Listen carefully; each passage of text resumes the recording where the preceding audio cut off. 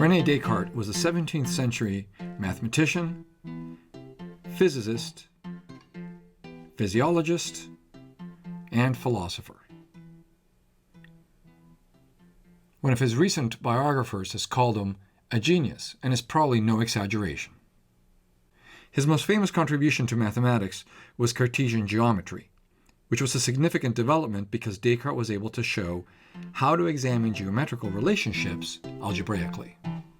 In philosophy, Descartes' lasting contributions include his famous saying, "I think, therefore I am," and his influential view that the mind is a distinct kind of substance than the body, a view which philosophers know as Cartesian dualism.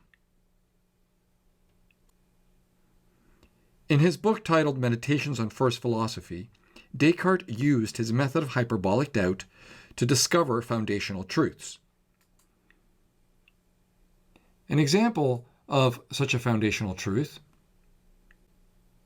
is the famous saying, "Ex nihilo nihil fit," which in English translates roughly to "out of nothing, nothing comes."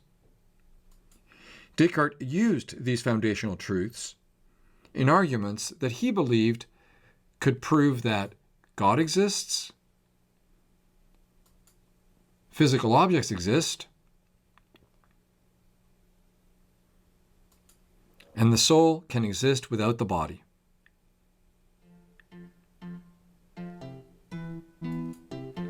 In his book titled Principles of Philosophy, Descartes argued that the mind can discover three fundamental laws of nature, which were actually laws of motion that govern the behavior of everything in the universe.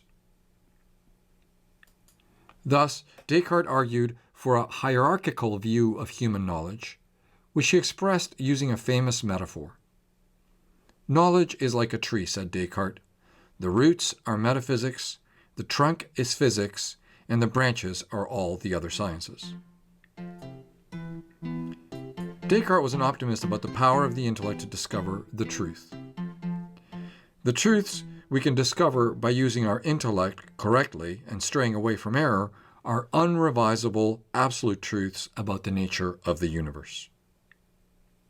Descartes' views, which have been both defended and criticized, continue to command our attention, not just because of their influence in the history of philosophy, but also because they are relevant to philosophical discussions today.